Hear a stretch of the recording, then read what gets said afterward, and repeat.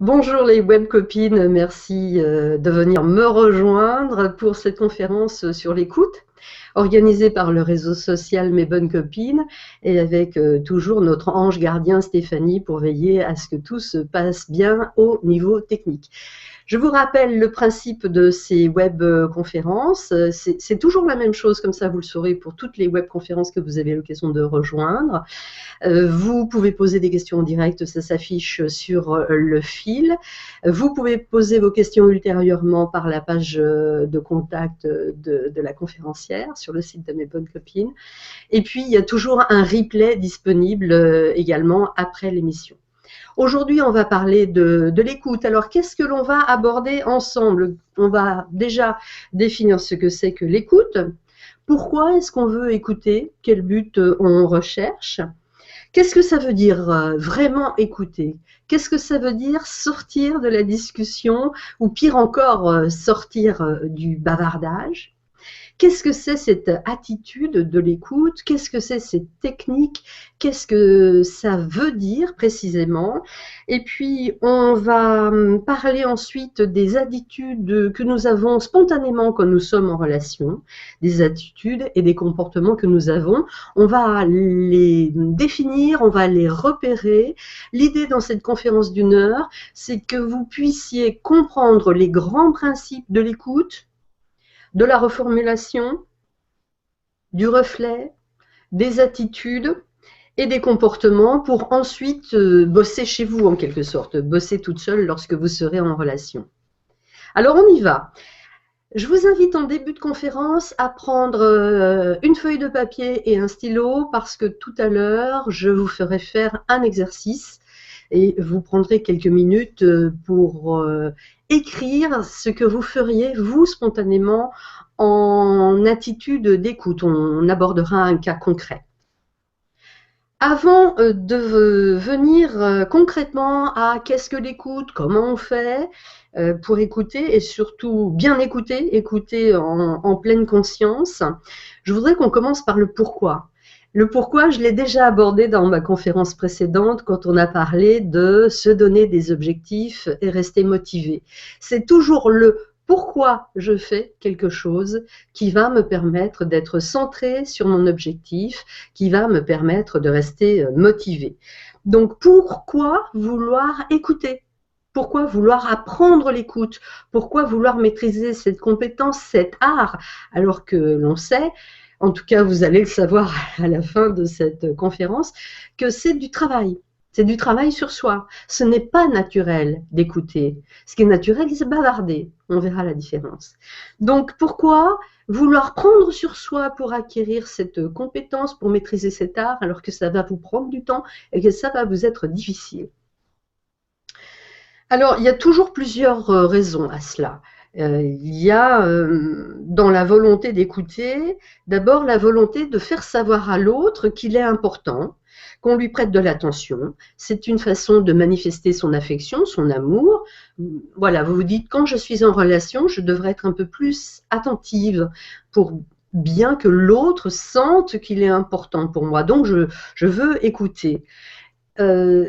Ça se placerait plutôt dans quelque chose de spontané, c'est-à-dire que quelqu'un vient vers vous pour vous solliciter pour une écoute et vous sentez qu'il y a un besoin.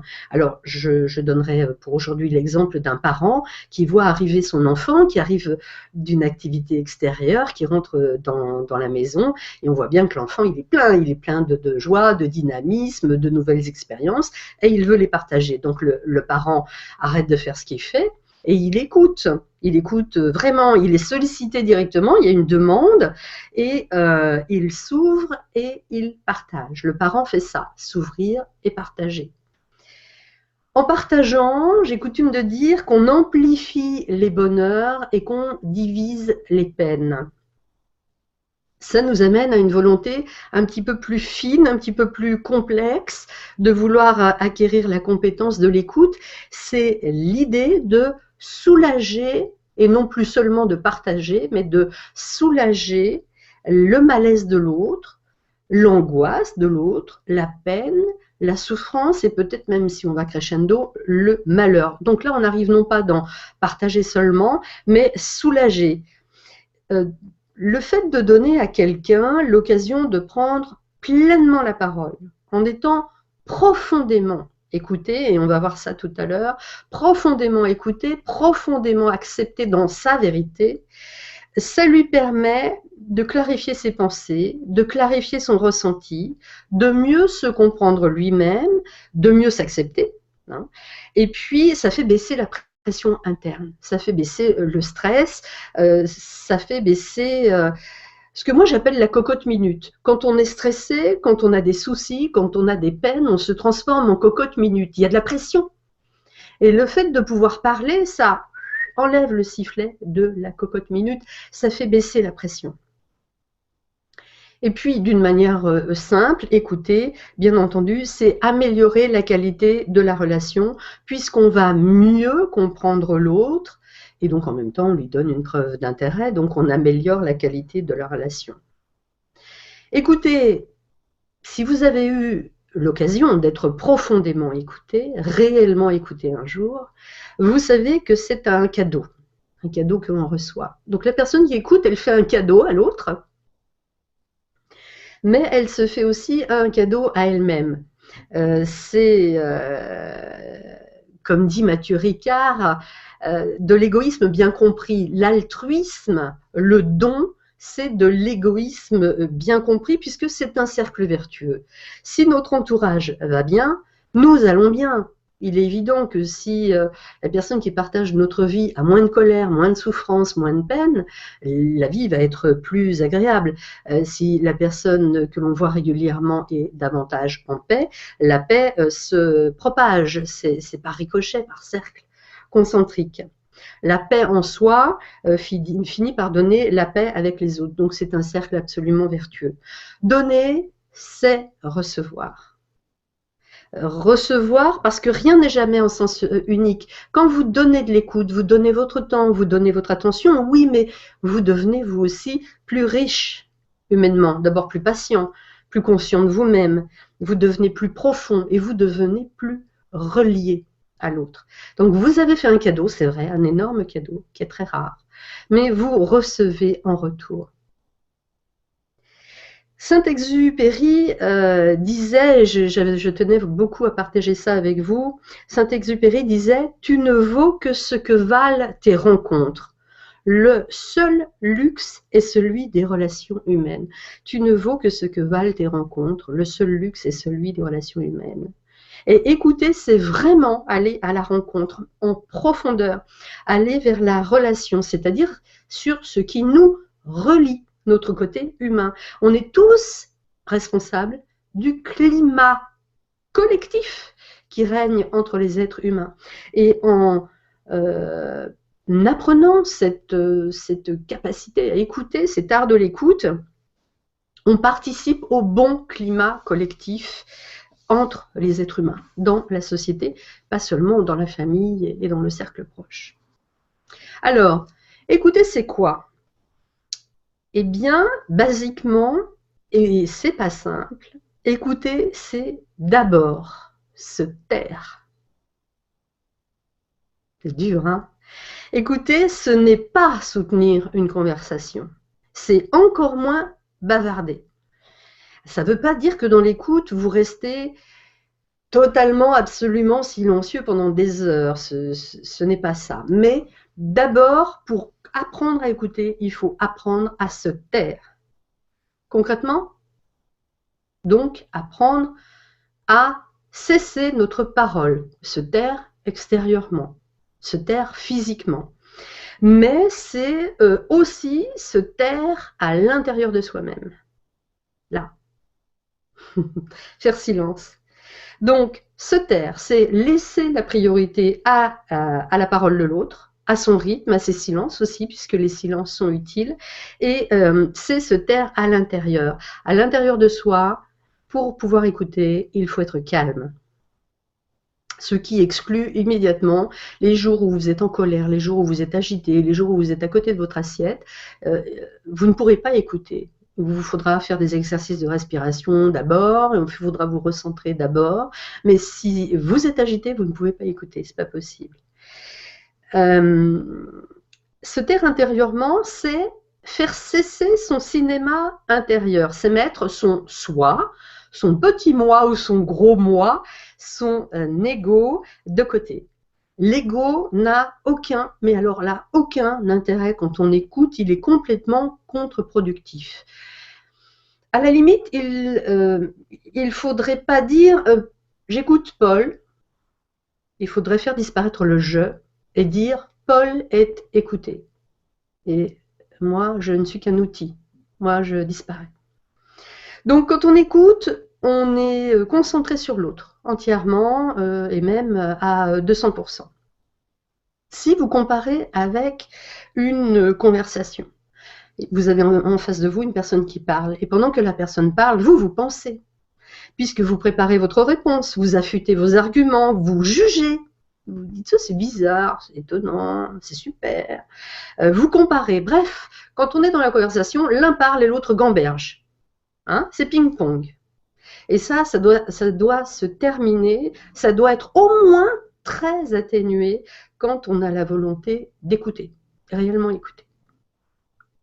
Ensuite, écouter, c'est donner tout son temps, toute son attention. Tout son temps, ça veut dire que si vous avez un rendez-vous tout à l'heure, ne vous lancez pas dans ce type de relation très particulière, de ce très particulier qu'elle écoute, parce que vous allez interrompre la personne, parce que vous avez un train ou je ne sais quoi, vraiment quelque chose d'impératif, et du coup vous allez faire plus de mal que de bien. Si vous avez donc pas la possibilité de donner tout votre temps, prenez rendez-vous avec la personne. Dites-lui, voilà, là c'est pas possible, je t'explique pourquoi, et on se voit tel jour, telle heure. J'ai coutume de dire que écouter, c'est comme recevoir un invité de marque chez soi. Alors évidemment, je ne peux pas savoir qui est votre modèle, qui est votre idole, qui est la personne qui vous inspire le plus, qui est la personne au monde qui vous inspire le plus de respect, le plus profond respect, peut-être une forme de vénération, hein. Mais que ce soit le Dalai Lama, Bill Gates, Céline Dion ou je ne sais qui, cette personne qui pour vous est particulièrement importante, cet invité de marque, si cette personne particulièrement importante vient chez vous, vous n'allez pas faire autre chose. Vous n'allez pas vous mettre à faire des SMS, à l'asseoir sur le canapé et vous mettre à faire des SMS. Ou alors c'est que vous le faites volontairement pour la vexer, pour lui dire mais non, vous n'allez pas faire ça. Si vous recevez quelqu'un comme un invité de marque, comme quelqu'un qui compte pour vous, vous allez déjà ne pas quitter des yeux cette personne. Vous allez vous imbiber de cette personne. Vous allez vous hisser à son niveau. Et si c'est, imaginons un enfant, vous allez quand même vous mettre à son niveau. Vous allez vous mettre au diapason. Et écouter, c'est avoir absolument ce respect, cette attention totale, cet état de vigilance totale. Quand vous écoutez, vous invitez quelqu'un d'exceptionnel, à qui vous donnez tout votre temps, toute votre attention. C'est très important. Il n'est donc pas possible de bien écouter et de faire autre chose en même temps. Même si vous êtes un génie, c'est pas possible. Non seulement c'est pas possible, mais en plus, au niveau du langage non verbal, vous donnez vraiment un message catastrophique. Voilà, c'est quand même pas compliqué à imaginer que si vous allez vers votre meilleur ami pour lui raconter quelque chose qui compte énormément pour vous et que tout en vous disant je t'écoute, elle fait un SMS, ce que vous comprenez c'est cause toujours, tu m'intéresses, hein, cause toujours. Donc on écoute, on ne fait pas autre chose en même temps, on ne quitte pas l'autre des yeux, on maintient le contact visuel. C'est valable aussi quand on écoute au téléphone. C'est mon cas, je fais énormément d'écoute au téléphone. Le contact doit être le même, la qualité doit être la même. Parce que quand on est distrait, ça s'entend au téléphone. Il y a des silences qui sont pleins et des silences qui sont vides. Dans l'écoute, il y a beaucoup de silence, mais si vous faites autre chose, votre silence sera un silence vide. Vous ne serez pas là. Donc, on accorde du temps, on accorde de l'attention, vraiment pleinement, on ne fait pas semblant, on ne fait pas comme si, on écoute. C'est un acte délibéré. Écouter, c'est aussi comprendre et accepter. Accepter pose des problèmes, hein. Bien souvent. il faut beaucoup expliquer ce concept. Qu'est-ce que c'est que l'acceptation? Comprendre. Comprendre, c'est dans le sens de ce qu'on appelle l'empathie. L'empathie, c'est la capacité à se mettre à la place de l'autre, à se mettre dans l'univers de l'autre, mais tout en gardant la conscience de soi, sans se perdre. C'est-à-dire qu'il ne s'agit pas de devenir une éponge. Si votre interlocuteur est submergé d'émotions, il ne s'agit pas d'imbiber toutes ces émotions et de vous sentir vous aussi submergé, parce que là, on n'aura pas fait avancer le schmilblick. Donc, l'empathie, c'est se mettre dans l'univers mental de l'autre, y compris s'il est extrêmement différent du vôtre, c'est là qu'arrive l'acceptation. L'empathie, c'est se mettre dans l'univers mental de l'autre, dans ses croyances, dans sa façon de penser, tout cela, tout en n'oubliant pas que vous, vous existez, et c'est deux personnes différentes. Donc, vous ne vous laissez pas imbiber, vous n'êtes pas l'éponge qui va absorber le chagrin et le faire vôtre. Donc, le chagrin, la souffrance, ce n'est pas une goutte d'eau que vous imbibez pour que l'autre n'en ait plus. Une goutte de fiel que vous imbibez vous, c'est vous qui avez le fiel et l'autre n'a plus rien. C'est pas ça. C'est pas je prends la souffrance, je souffre et l'autre ne souffre plus. C'est pas ça du tout, l'écoute. Alors, écoutez, je l'ai dit, donc c'est comprendre et accepter. Comprendre, on l'a vu. Accepter, ça pose plus de difficultés souvent. C'est apprendre dans le sens de ne pas juger. Accepter, ça ne veut pas dire je suis d'accord avec, ça ne veut pas dire je cautionne non plus. Ça veut dire j'accepte, ça veut dire que je vois la réalité de l'autre, son univers, son cadre, et je ne me pose pas la question de savoir si c'est valide ou pas valide, je ne me pose pas la question de savoir si je suis d'accord ou pas d'accord, ou si je cautionne. Cette question-là, elle n'a pas de sens. On va en venir au jugement tout à l'heure. Et puis, donc, donner tout son temps, donner toute son attention, comprendre, accepter, c'est aussi l'écoute, la ferme volonté d'être, entre guillemets, spectateur. On ne veut pas pour l'autre, on ne veut pas emmener l'autre quelque part. C'est l'autre, c'est votre interlocuteur qui va là où il veut, au rythme où il veut. On n'essaye pas, par exemple, de l'emmener vers une prise de conscience. On n'essaye pas de l'emmener à vouloir faire quelque chose parce que nous, on pense que c'est bien. Si on en est là, c'est qu'on a gambergé. C'est qu'on a gambergé pendant que la personne parlait.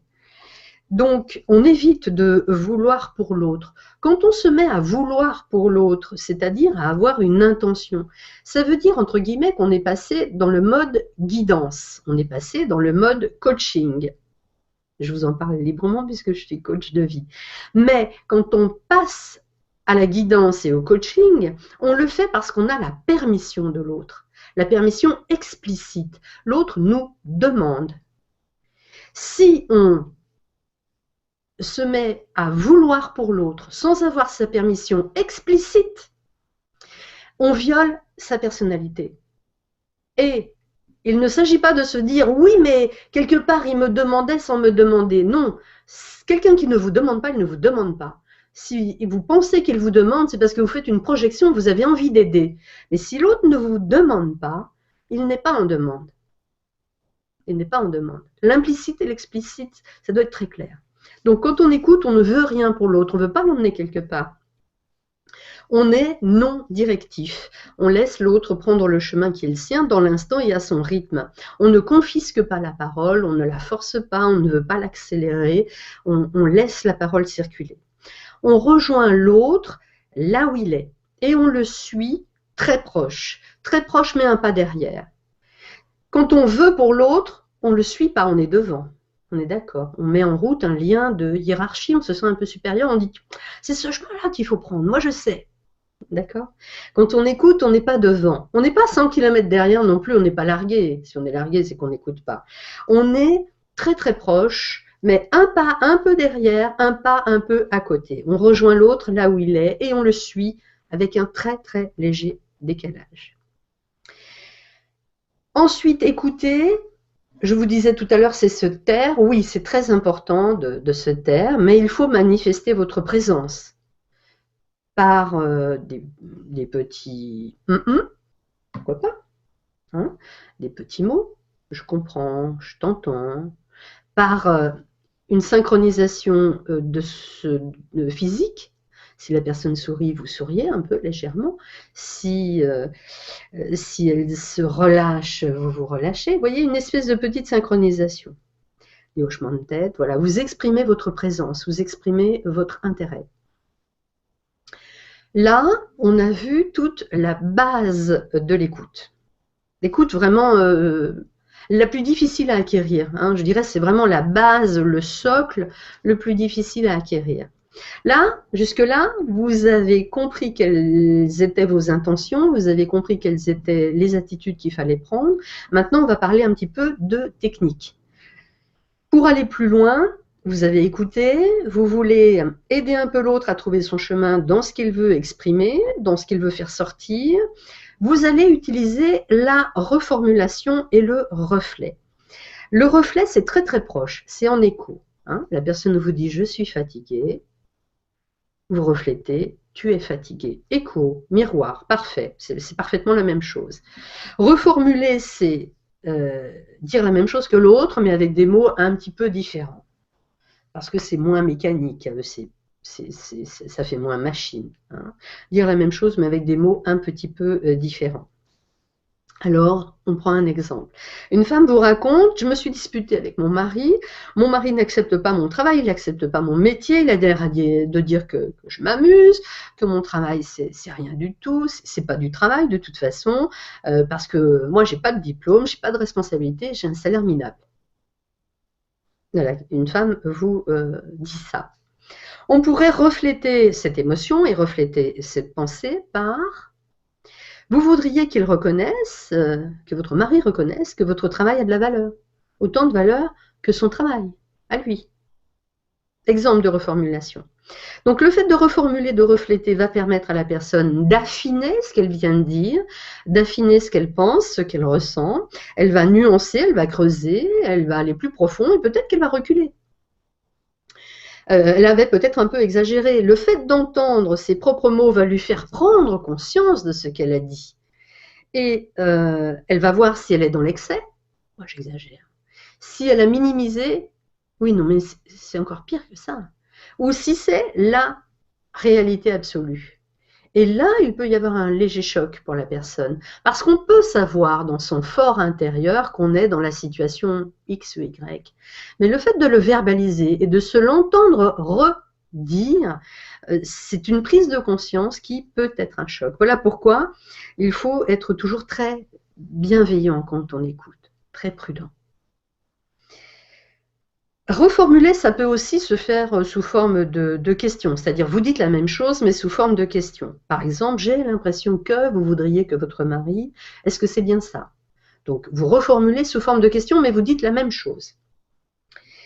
Et puis dans l'écoute, on continue à affiner l'écoute. Hein. On peut garder des lignes directrices éventuellement. On peut veiller à maintenir la personne centrée sur elle-même et centrée sur le présent. Voilà, qu'elle vous parle d'elle, hein, pas qu'elle vous parle par ricochet d'une personne proche, mais qu'elle vous parle d'elle. C'est-à-dire, si elle veut vous parler de Tartampion, ce qu'il faut, c'est qu'elle vous dise ce qu'elle ressent par rapport à Tartampion. Hein, quelle est son émotion par rapport à Tartampion. Il faut qu'elle soit centrée sur elle et sur le présent. Il ne s'agit pas de refaire la guerre de 100 ans. On peut y passer 100 ans à refaire la guerre de 100 ans. Tout à l'heure, je vous dis, on peut reformuler sous forme de questions et on peut aussi utiliser les questions non plus sous forme de reformulation, mais pour aller plus loin, poser des questions ouvertes, c'est-à-dire des questions qui n'appellent pas de réponse comme oui, non, mais des questions qui amènent la personne à creuser en elle en allant chercher des détails. Ça, c'est pour comprendre, pour aller en profondeur. Mais il ne faut pas abuser des questions et on va voir pourquoi dans la seconde partie de cette conférence. Là, on a fait la première grande partie, vous avez compris le principe, vous avez compris la théorie de l'écoute. C'est un aperçu évidemment extrêmement sommaire. Hein. Je n'ai pas fait dans la dentelle, c'est vraiment pour vous donner la base. On va aller maintenant beaucoup plus loin dans qu'est-ce que c'est que cette interaction qu'on appelle l'écoute et comment dans cette interaction jouent nos intentions, joue notre personnalité, notre manière d'être. On se rappelle que le but de l'écoute, c'est que la personne en face de nous se sente prise en considération, comprise, on l'a dit, acceptée, on l'a dit, respectée.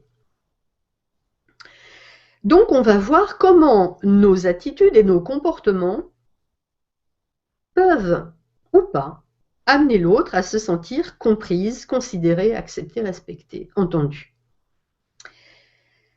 Donc moi, j'ai été formée à l'écoute selon Carl Rogers. Vous le voyez peut-être sur mon site internet ou sur la page de présentation de mes bonnes copines. C'est l'approche centrée sur la personne.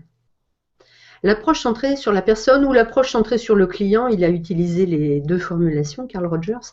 C'était en opposition à ce qui était la psychologie dominante, l'approche centrée sur le diagnostic. Pour Carl Rogers, il est néfaste de poser des étiquettes sur les gens. Il est très néfaste de poser des jugements. Et les personnes qui se réclament de Carl Rogers, qui font de l'écoute, se fondent sur un certain nombre de boussoles relationnelles très claires, et le non-jugement est la première de ces boussoles. On ne juge pas l'autre, on est dans une relation égalitaire. Pas dans une relation où il y en a un qui est supérieur à l'autre, qui lui permet de juger. Donc, non-jugement, relation égalitaire. Pour pouvoir écouter, il faut être en état d'acceptation de soi, ce qui me paraît être un minimum, c'est-à-dire qu'il faut être équilibré, il faut être stable, calme, et en état d'acceptation des autres. On pose sur l'autre, ce qu'on disait tout à l'heure, l'acceptation, un regard positif inconditionnel. On le considère, on le respecte. On croit en son potentiel. Chaque individu a un potentiel de croissance, un potentiel de créativité. On y croit, on en est profondément conscient. On a confiance dans les capacités d'autonomie et de responsabilisation de l'autre. On est soi-même authentique et congruent, on ne fait pas semblant, on est cohérent, on est empathique, on l'a vu tout à l'heure. On se met à la place de l'autre, mais on ne s'oublie pas. Et on est non directif. On a vu tout ça. L'idée globale de tout ça, c'est de favoriser l'émergence des ressources de la personne par une relation et par un climat positif. Le climat positif. Là, on est vraiment dans l'interaction. Qu'est-ce qui va faire que notre attitude va permettre ou pas un climat positif ? Alors là, il est bon de connaître à ce niveau-là, qu'est-ce que c'est que le bien-être psychologique d'une personne? Comment on connaît, on voit le bien-être psychologique? On lui donne généralement 6 aspects. Le bien-être psychologique d'une personne, c'est l'acceptation de soi. La personne a des sentiments positifs, apaisés envers le passé, envers elle-même et les multiples aspects de sa personnalité. Elle a une évaluation positive d'elle-même. Autre aspect du bien-être psychologique, la foi en sa propre capacité de croissance personnelle. Vous voyez que tout cela se recoupe, mais ce sont d'autres théoriciens. Je vous apporte d'autres théories. Donc la foi en sa capacité de croissance personnelle, croire qu'on a la capacité de changer, d'évoluer, de développer son potentiel. Deuxième indice donc de bien-être psychologique. Troisième indice, des relations positives aux autres, de la chaleur, de la proximité, de l'intérêt. Quatrième indice, l'autonomie, être indépendant, être déterminé, être capable de résister à la pression sociale.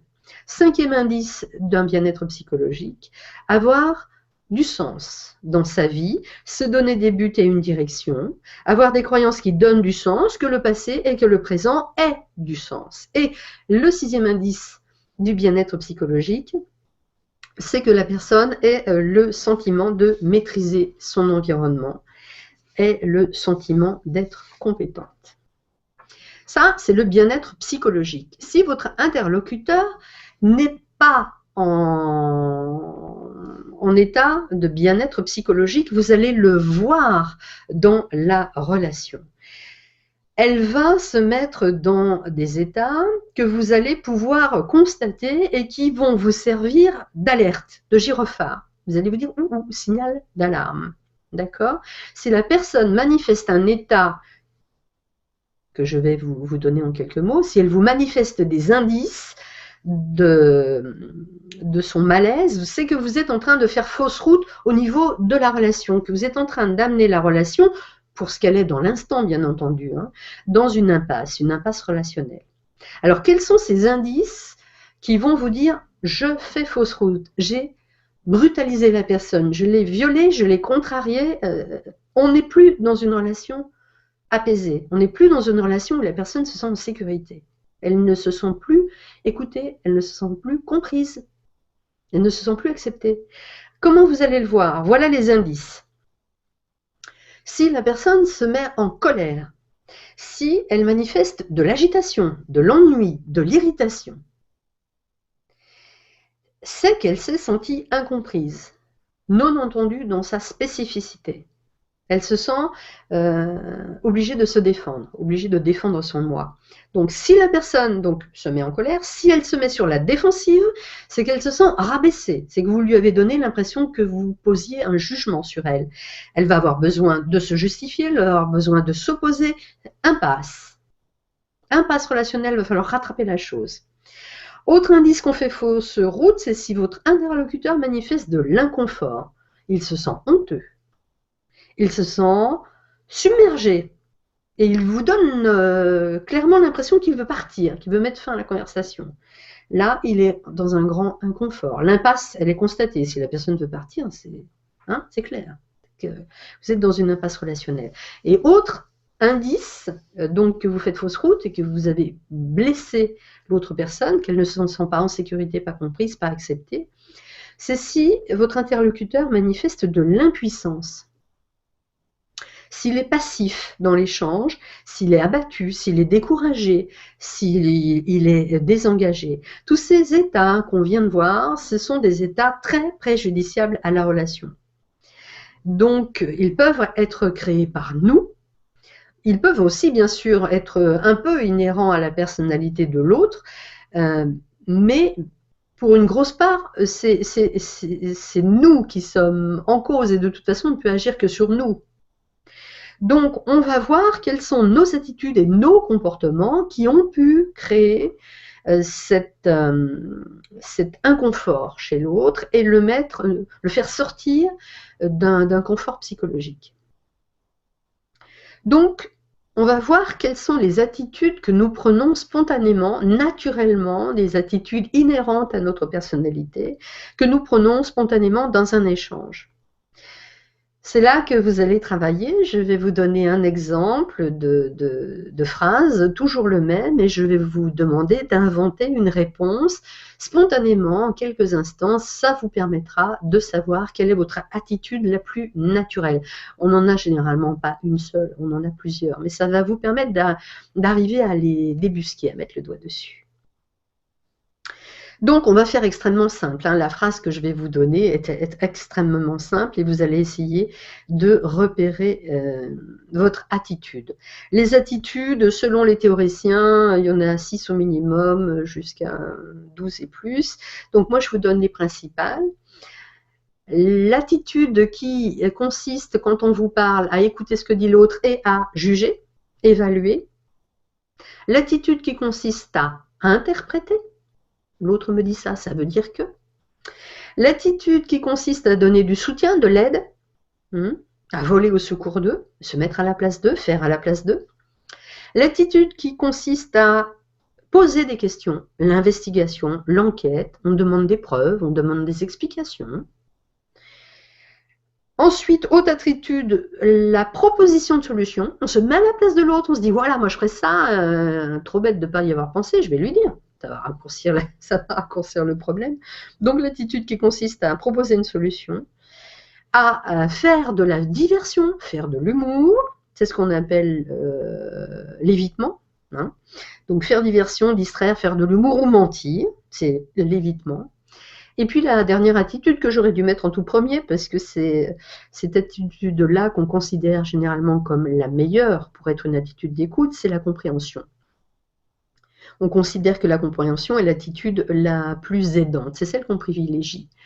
Mais vraiment, je mets des nuances à tout ça. Je vous le dis pour les besoins de la conférence d'une manière un peu rapide, un peu brutale, mais il n'y a pas une attitude qui est totalement bonne et une autre qui est totalement mauvaise, c'est pas vrai.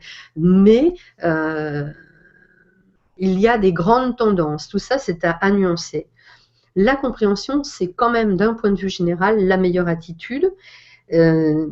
Ce qui est important, c'est de repérer en nous nos attitudes les plus spontanées pour pouvoir les nuancer et les doser quand on est en relation. L'idée, c'est qu'on ne veut pas aller à une impasse relationnelle, qu'on ne veut pas aller à un blocage, on ne veut pas générer de la résistance et encore moins des conflits. Donc, on va bosser sur nos attitudes. C'est là qu'intervient votre bout de papier, votre stylo.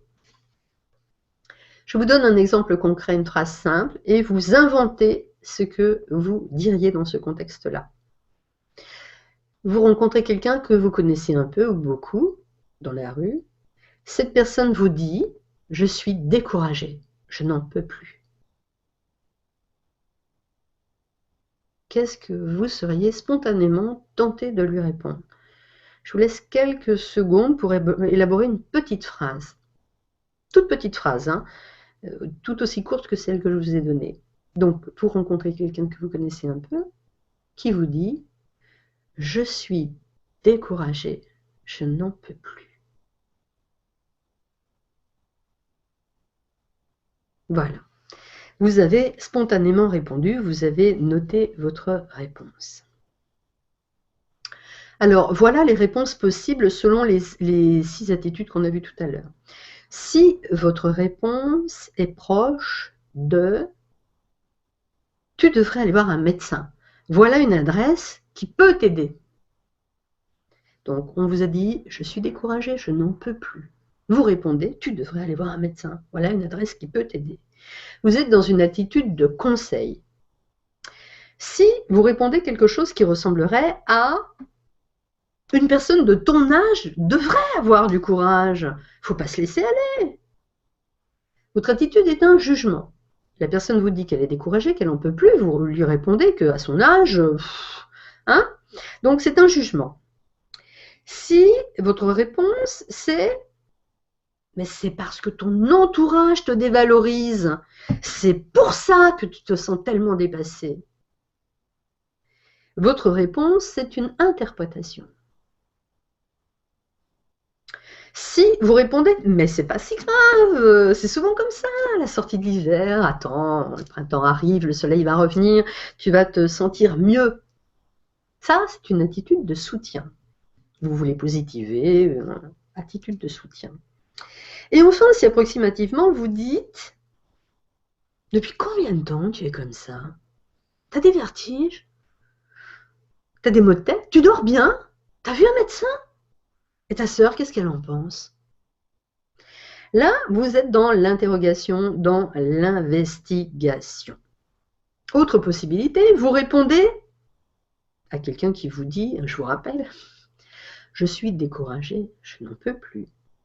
Vous répondez, « alors mais non mais alors, moi aussi, hein, moi aussi je me sens à plat, mais alors là c'est juste parce que je viens de passer un week-end avec ma belle-mère, oh, je te dis pas le calvaire ».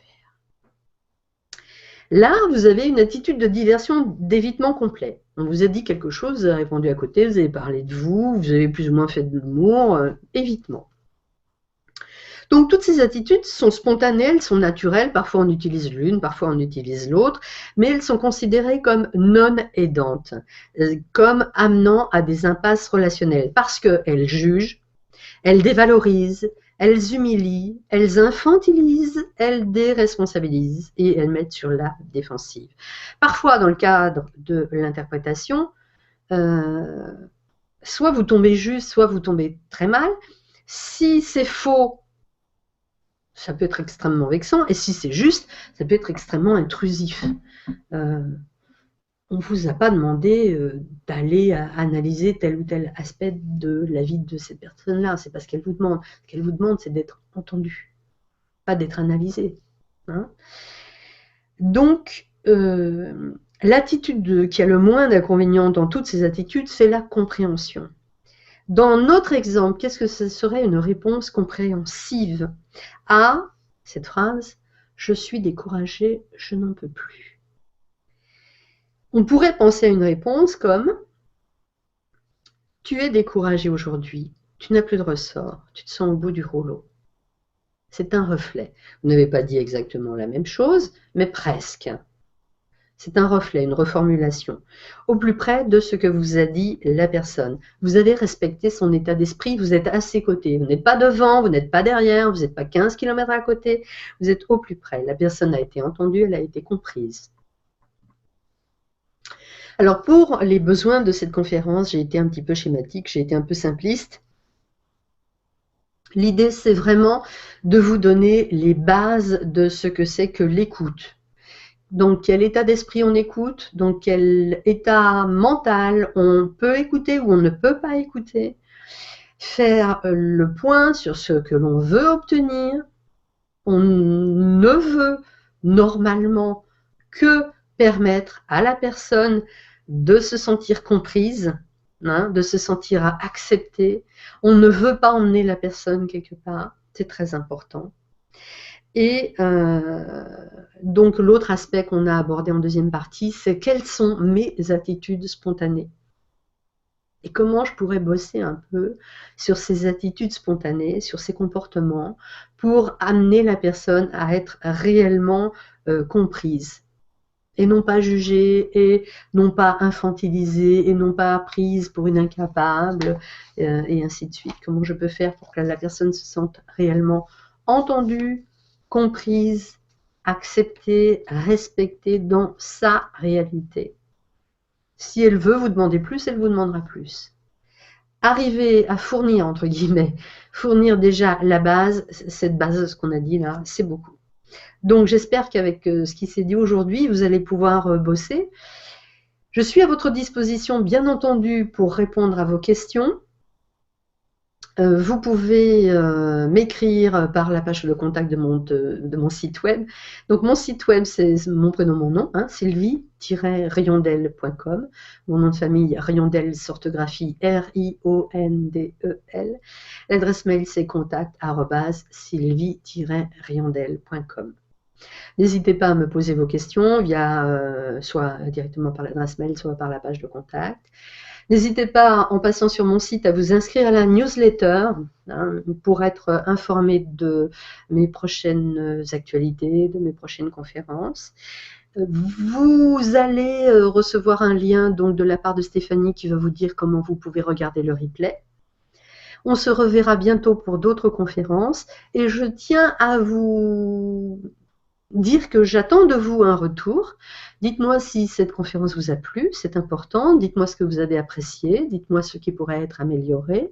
Et puis, surtout, faites-moi des suggestions.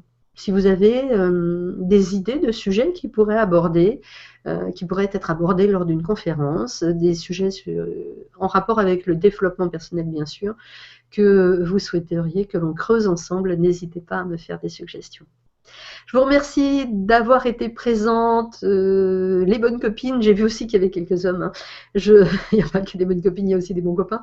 Mais c'est le réseau Mes Bonnes Copines qui organisait cette conférence. Donc, merci à ces bonnes copines de l'organisation de cette heure de webinar. Je vous souhaite la plus belle des journées et je vous dis à bientôt.